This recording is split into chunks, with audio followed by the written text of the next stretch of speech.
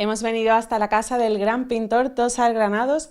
Él además ahora mismo está exponiendo en Jerez, en los claustros de Santo Domingo, pero hemos venido aquí también para conocer un poco su biografía y bueno, cómo empezó a pintar. Y vamos a comenzar hablando desde cuando eras pequeñito. Cuando era pequeñito me gustaba la teta de mi madre como cualquiera. No, hombre, no. Quiere decir, me pregunta que cuándo empecé a pintar, cuándo sentí los primeros impulsos. Pues yo ya de pequeño, cuando estaba en el campo, que estuve durante una época de entre los 9 hasta los 12, 13 años, yo estuve en el campo, y siempre estaba con el barro, con el lodo el barro, la arcilla del campo, yo siempre estaba haciendo figuritas. Y con el dedo, en la arena seca, yo hacía dibujos, yo dibujaba. Es decir, yo tenía una especial tendencia hacia el dibujo, la pintura, hacia el tema visual, todo lo que era la plástica, ya me gustaba espontáneamente, yo me sentía atraído por ese menester, por ese quehacer. Y fue pasando el tiempo y esto fue creciendo, y cuando allá por los 14 o 15, por los 15 años, tuve la posibilidad de ir a Sevilla, a la Escuela Superior de Bellas Artes. Y ahí un poco amplié mi horizonte, ya la cosa cambió, ya no era, en fin, ya no era lo espontáneo, lo que yo tenía en derredor mía. Es decir, yo ahí tenía otras referencias. Conecté con compañeros, conecté con grandes pintores y mi horizonte se amplió, se anchó. Y ahí fue donde ya se inició todo lo que es mi trayectoria. Aquí en Rota, cuando era pequeño, yo tenía un referente que era un pintor que se llama Azuquita, Juan Luis Azuquita. El hombre estaba en una barbería y pintaba a la par que atendía su menester de barbero. Pero era el único que había en Rota, no había otro. Había otro que era Marco, el de la Arica, que era un tío que pintaba estupendamente y se ponía como una pipa en lo que era la antigua muralla, y a mí me impresionaba mucho. El hombre adoraba a la pintura impresionista y cuando hablábamos me lo comunicaba. Y bueno, todo eso fue acrecentándose en mi interior. Yo cada vez tenía más ilusión y más ganas de pintar y de dedicarme a la pintura.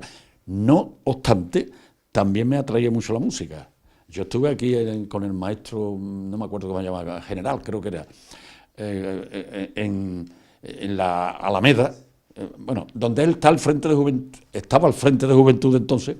Él impartía clases de música, pero para formar una banda en Rota. Y a mí, que yo ya tenía por aquel entonces mi particular forma de cantar, a mí me cayó el bombardino, que era un bicho así de grande y que era más grande que yo. Yo parecía una hormiga cuando va acarreando esa hoja que es más grande que la hormiga, pero se ve una hoja, pues igual era yo con el bombardino. Y yo quería otra cosita más fina, no me la dieron, total, que dejé la banda.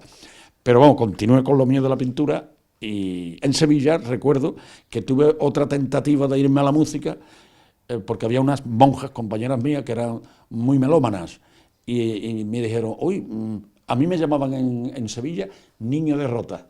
Yo era el niño de Rota, pero el niño de Rota porque entré con 15 años. Es que esto no sé si, bueno, lo cuento ahora, porque viene a cuento.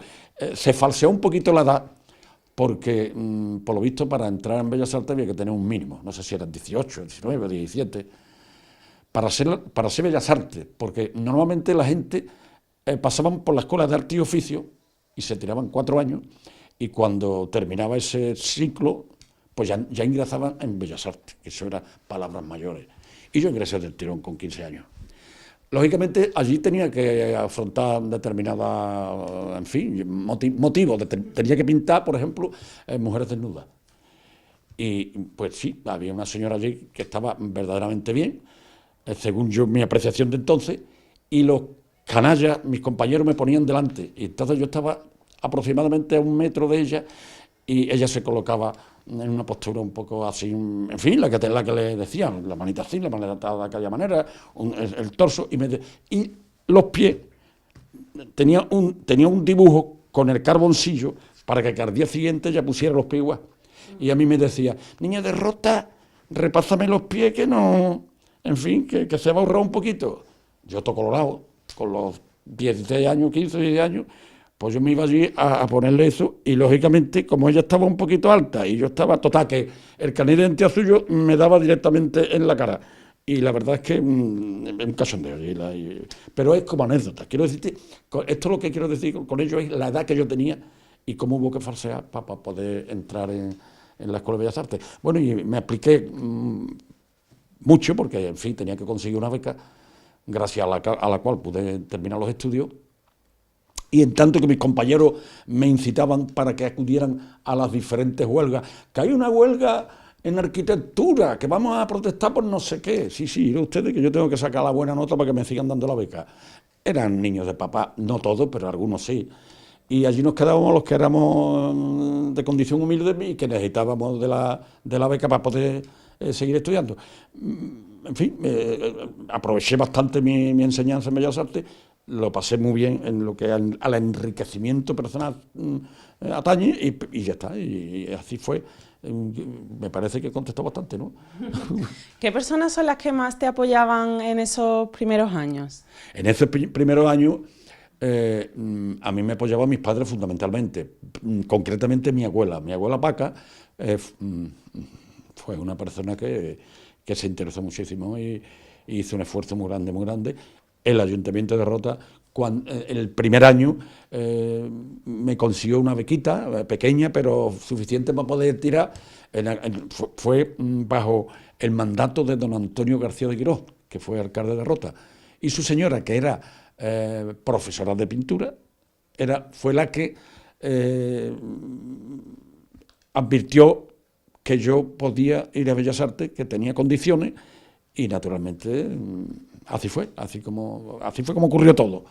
¿Tu familia entonces te apoyó y creyó mucho en ti? Sí. Toda ella, lógicamente, pero en el caso de mi abuelo fundamentalmente, sí. Ella fue una persona, en esos primeros años.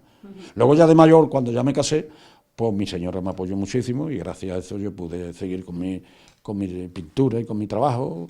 Las pasamos como se pasa normalmente cuando uno se dedica exclusivamente a la pintura, porque yo tuve un momento, fíjate, todas estas cosas hay que contarlas porque son...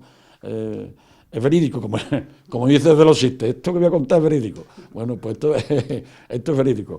Resulta que cuando terminamos Bellas Artes, yo formaba parte de un grupo de unos 20 o 21 personas, esa era mi promoción. Y entonces resulta que el profesor, don Miguel Pérez Aguilera, un magnífico profesor, nos reunió a varios y nos dijo, tenéis la posibilidad de hacer oposiciones y coger una cátedra. Dice, pero vosotros tres, se refirió a José Antonio García Ruiz, se refirió a Rafael Moreno Pesino y al que suscribe. Y vosotros tenéis un talento especial y es una pena que os dediquéis a la enseñanza, cuando podéis hacer algo. A mí no hacía falta que me dijeran eso, porque ya lo tenía yo más o menos pensado. Pero claro, eso conllevaba lo que al fin y a la postre ocurrió, y es que hemos vivido en una situación de inseguridad constante. He tenido momentos donde me ha ido muy bien y otros momentos donde ya no me ha ido tan bien, y todo ese sufrimiento pues ha recaído en mi familia también, lógicamente, y lo ha soportado mi señora, y claro, eso le tengo que dar las gracias naturalmente de su apoyo en esos momentos difíciles. ¿Cómo se recibe esta noticia? Es decir, cuando sois vosotros tres los que, digamos, el profesor entiende que tenéis un don especial, ¿cómo te sentiste en ese momento? Yo ya lo tenía asumido, porque eso se ve, a lo largo de los años uno ve los que están allí poco menos que pastando artísticamente, aunque esta forma de hablar no sé si se entiende, pero vamos, sacaban su notita. Pero es que hay una cosa, bueno, yo lo recibí bien, pero por así decirlo me lo esperaba, porque yo, en fin, tenía un cierto predicamento entre el alumnado, me tenían considerado y los profesores también. Lo recibí bien, contento, y al mismo tiempo para mí fue una responsabilidad grande tomar esa decisión, porque es que era cómodo y era interesante lo de la enseñanza, era importante, y era la salida, y había muchas salidas, ¿eh? Bueno, para instituto, para escuela de arte y oficio, para escuela de bellas artes, pero es que además, como yo tenía una deficiencia, una anormalidad física, la pierna, ¿no? Pues resulta que existía para esta persona había un cupo. Las plazas. Ahí. También las desaproveché. Es decir, que, en fin, que me dediqué, que como decía Concha Velasco en la película que llama Mamá, quiero ser artista. Pues me dije, yo quiero ser artista, pero claro, a lo mejor no tenía que haber contado un poquito con las personas que estaban alrededor mía, ¿no? Pero me arriesgué y aquí estamos. ¿Nunca te dedicaste entonces a la enseñanza? ¿Nunca se te ha quedado ese...? Sí, estuve dedicándome a la enseñanza un tiempo, porque cuando terminé en Sevilla, los sevillanos, los de allí, se quedaron en Sevilla. El uno en una de esas de publicidad, el otro... Bueno, tan es así que un compañero mío, Antonio Zambrana Lara, pues terminó siendo decano, catedrático de la Escuela Superior de Bellas Artes de Sevilla, y yo me alegro muchísimo por él, es una grandísima persona y un pedazo de artista. Pero él se quedó y continuó con el tema de la enseñanza, y yo me fui a Madrid, pues yo no me podía quedar en Sevilla. Y en Madrid lo que había entonces era la enseñanza, no había otra cosa, como primer paso. Y entonces ahí estuve dando clases en colegios reconocidos, legalmente reconocidos. Hice también un curso de un año entero para que me dieran un título de aptitud pedagógica, que lo conseguí por la Universidad de Madrid. Pero ya te digo, lo dejé de lado, ¿no? Yo no me interesaba la enseñanza. Y tengo que decir una cosa, estuve un año entero dando clases, o dos. Uno. Estuve un año entero dando clases. Y ese tiempo dejé de pintar, porque claro, yo estaba con los niños, ay, hijo mío, mira, pon aquí, no sé qué. Yo le hacía unos dibujitos allí, oye, qué bien, maestro. Bueno, profesor, yo los tenía muy contentos. Pero yo cuando quise retomar mi labor de pintor, mi trabajo, oye, es que casi lo había olvidado todo. Yo sostengo que es muy difícil compatibilizar la enseñanza con el arte, con la labor de pintor. Un pintor, como en el caso de Antonio López, puede tener una cátedra. Muy bien, yo tengo una cátedra. Pero otro da las clases en mi nombre y yo apareceré cuando me parezca. Pero yo estoy en el estudio siempre pintando. Normalmente es que es muy difícil dar clases y pintar bien. Es que esto a lo mejor a alguien no le gusta, pero es que así es como yo, en mi caso, sucedió. No, tú tienes que estar pintando constantemente y solo hacer posible, porque si tienes a alguien de alrededor tuya, te distrae y tú estás en otro rollo ya. Eso es.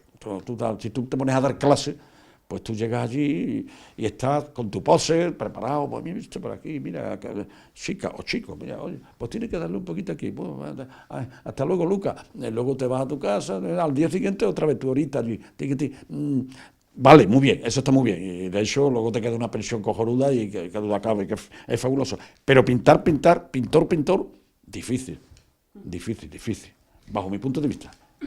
¿Cuál fue la primera exposición que tú realizaste? Pues vamos a ver, cuando yo estaba en Sevilla, todo el mundo se arrojaba a exponer, todo el mundo tenía muchas ganas de exponer. Oye, voy a exponer.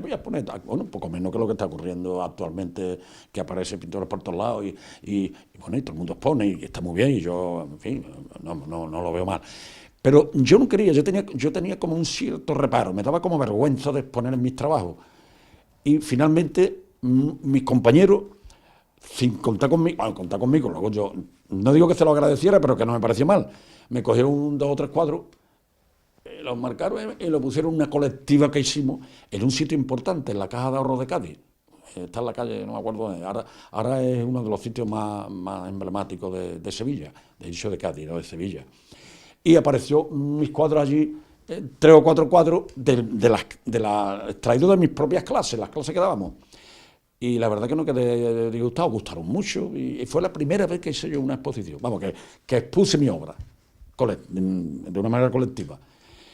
Y luego ya me fui a Madrid, y en Madrid pues estuve trabajando, luchando con los marchantes, con la dureza en fin, de la pintura, que es duro, es un mundo duro.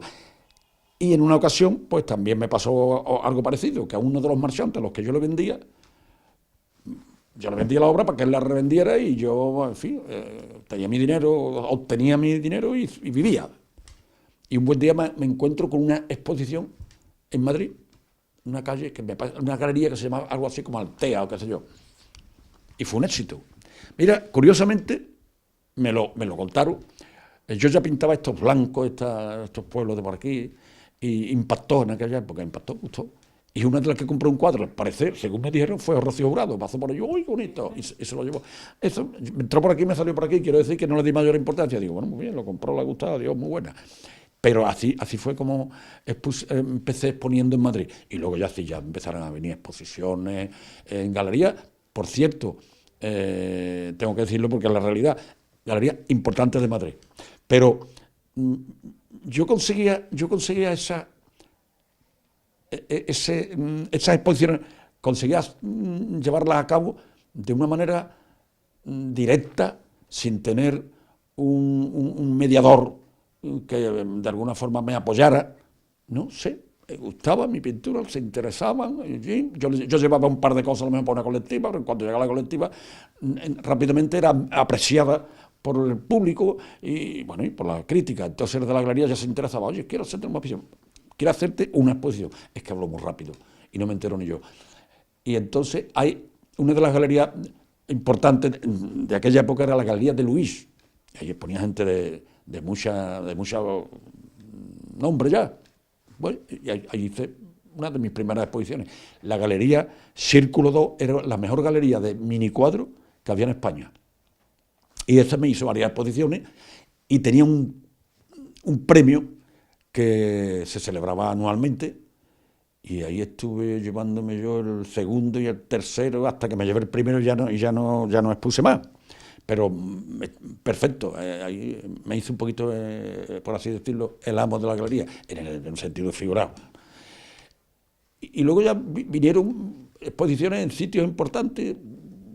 Después de eso vino Alfama, una de las galerías más importantes que había en Madrid, Sala Durán, otra galería muy importante, Echeverría, otra galería muy importante, y una que ha cerrado, y allí ahora lo que hay está cerca de la sede del PP. Era muy importante y no recuerdo el nombre. ¿Cómo podía hacer? La sala que había en Génova, en la calle Génova. No te acuerdas. Bueno. Porque tenemos aquí a Susi, que es la mano derecha de Tosar, por lo que vemos que además se porta genial con él. Y entonces es la que se acuerda de algunos detalles que él nos recuerda. Yo recurro, lógicamente. Pues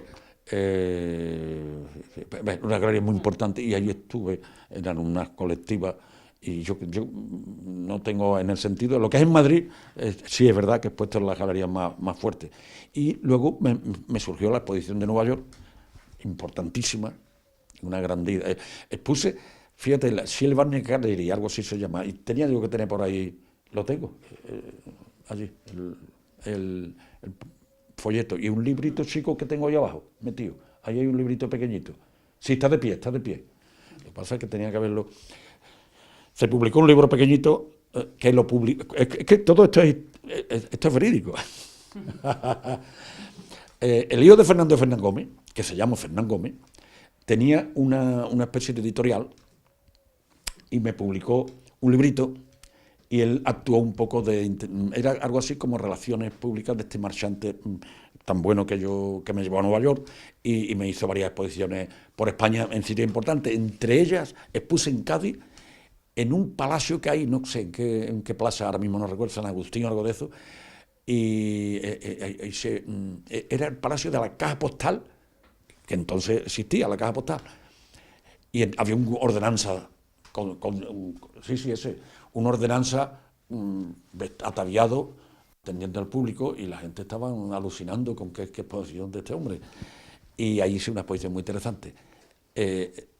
Hice la de Alfama, Y Vamos a ver ese libro si Susi nos lo acerca. ahí lo puede... A ver, lo mostramos a cámara también, este libro. Este librito, cuando inauguré en Alfama, resulta que había la posibilidad de que viniera Fernando Fernán Gómez o María Dolores Praderas. Como resulta que las criaturas estaban, en fin, estaban separados, pues venía uno, venía el otro. Y vino María Dolores Praderas. Y estuve departiendo con ella y fue muy interesante. Este está escrito en inglés y en español. Y Aquí podemos ver entonces alguna de las obras que tú expusiste en Nueva York. Todas estas estaban en Nueva York. Todas estas.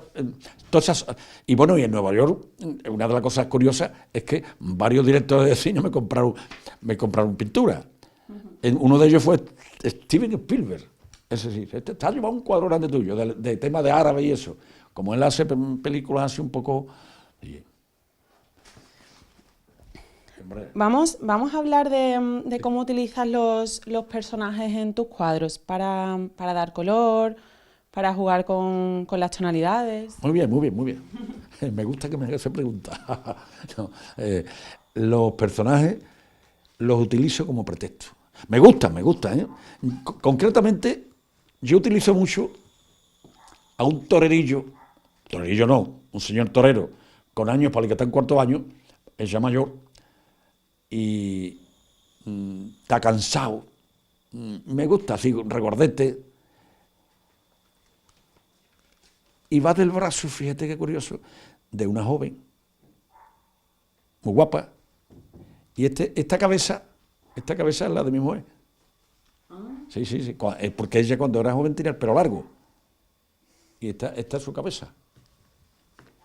Esto hace 40 años ya. Ah, mira, ese fue... Este fue el catálogo de Nueva York, pero este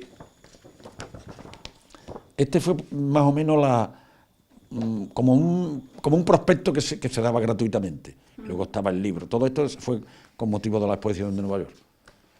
Me gustaría también mencionar... Pero yo no te he contestado lo de la figura y eso, me parece, al final. No me has terminado de contestar. Te contesto ahora mismo. Sí. No, hombre, las figuras las utilizo, como te dije anteriormente, fuera de micrófono, y ahora lo repito, la figura la utilizo como pretexto para confeccionar una composición. Yo cuando utilizo las masas, las figuras, los grupos, las utilizo como pretexto, insisto, porque esto podía ser un ramo de flores, y en vez de un ramo de flores lo que hago es un grupo de figuras, y a una la pongo roja, a la otra pongo blanca, amarillo, no sé qué. Luego, en mi pintura, yo admiro mucho a lo que es la pintura del 19, eso no me canso de decirlo, y de alguna manera, en estos grupos de figuras, aparecen personajes que podían estar extraídos de un cuadro de Goya perfectamente, en otros casos de un cuadro de Sorolla, en otros casos de un cuadro de Bertucci, que no es que yo copie ni a Bertucci ni a Goya, además es obvio, se ve que es mi pintura, que no tiene nada que ver, pero el respeto y el recuerdo, y el respeto y el homenaje a esas personalidades están un poquito presentes en mi obra. Me gustaría también hablar del viaje que hiciste al Sáhara. Bueno, pues esto, ¿verdad?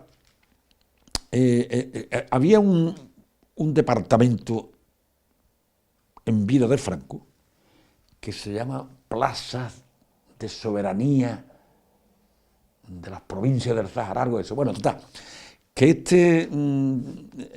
este departamento, como quiera llamarle, instituyó un premio que consistía en un viaje al Sáhara con los gastos pagados para que, bueno, no solo los gastos, sino que me patrocinaba una exposición en la Dirección General del Sáhara, que estaba en el Paseo de Recoleto, creo que estaba, sí, ¿no? Paseo de Recoleto. Bueno, entonces, yo lo gané en buena lid.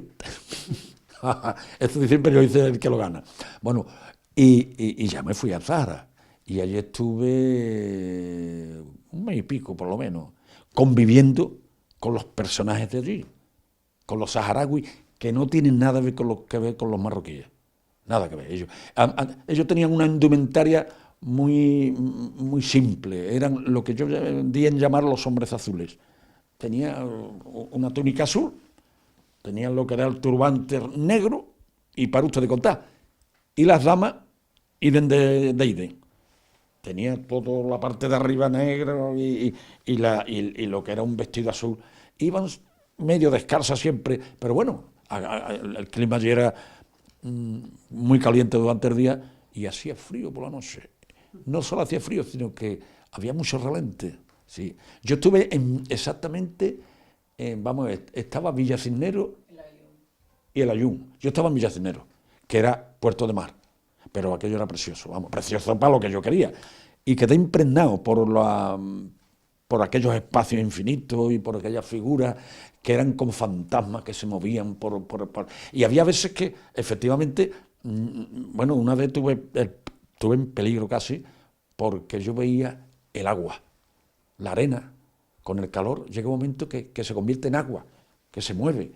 Y yo pensaba que poco menos que había allí, no sé, y me dice uno, espérate, vamos para atrás. Es un espejismo, efectivamente era un espejismo. Y pude haberme...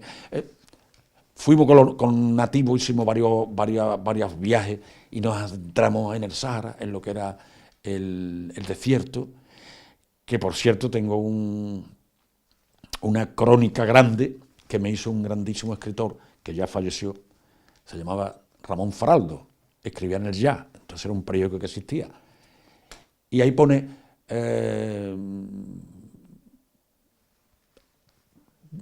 relata Manuel Tosar y transcribe Ramón Faraldo. Quiere decir que él era el que escribía lo que yo le contaba. Y también lo tengo. Bueno, yo todo eso podía haberlo sacado, pero no sabía que se iba a extender todo tanto. Antes de finalizar, me gustaría decir dos cosas, recordar dos cosas. Un proyecto que tienes, así rápidamente, porque tenemos poco tiempo, la Feria de Estrasburgo que vas a hacer. Sí, bueno, pues esto, como he dicho anteriormente, esto a través de una galería de Chiclana, la Galería María Aguilar, pues son unas personas que se interesan mucho por el tema este del arte. No se limita a vender cuadros, sino que ellos quieren promocionar la pintura, y entonces ahora creo que tienen abierta una cosa en la Feria de Sevilla. En Sevilla hay una cosa, pero luego van a Estrasburgo, me han dicho que van también y que cuentan conmigo, no sé si me han dicho Bruselas y Múnich, o Múnich y Bruselas, pero vamos, que lo tienen también, lo de Estrasburgo es fijo. Naturalmente yo encantado de haberme conocido y voy ahí a llevar con unos cuadros, voy a estar allí, por supuesto. Qué bien, enhorabuena. Y ya por último, bueno, yo ya te doy las gracias y me despido, pero anima a nuestros espectadores a que acudan a esa exposición que tienes ahora mismo en Jerez, de la que no nos ha dado mucho tiempo a hablar, pero tienes allí más de 50 horas, invítalos a que vayan a verla. Pues yo creo que merece la pena, porque lo que tengo allí es una selección de lo que yo he pintado durante muchísimo tiempo, y además es una exposición, es un marco incomparable, es un claustro inmenso, gigantesco, grande, que está lleno de cuadritos, vamos, de cuadritos, llenito de cuadros, que suena mejor que lleno de cuadritos, llenito de cuadros. Y, en fin, impresiona, cuando llegas allí, impresiona de ver la obra colgada y dignificada con aquella luz suave y tenue, en fin, y merece la pena. Luego lo que son los claustros, aparte de la propia exposición, es también un sitio muy bonito para visitar. Pero vamos, yo estoy muy contento, está siendo muy visitada, tan eso sí, que me han comentado que un día concretamente, también coincide con la fecha, fue el día de la Noche Azul, no sé cómo la llama, entraron unos 800 personas a ver la exposición. Así que yo creo que en la Torre de la Merced no cabrían tanta gente, pero bueno, porque tengo ilusión de hacer una cosa ahí o en lo que haya aquí en Rota. Yo quiero hacer algo en Rota, eso sí es verdad, por mis paisanos y por mí mismo, claro, que me hace mucha ilusión. Tosar, todo un placer, muchísimas gracias por atendernos. El placer ha sido mío, muchas gracias.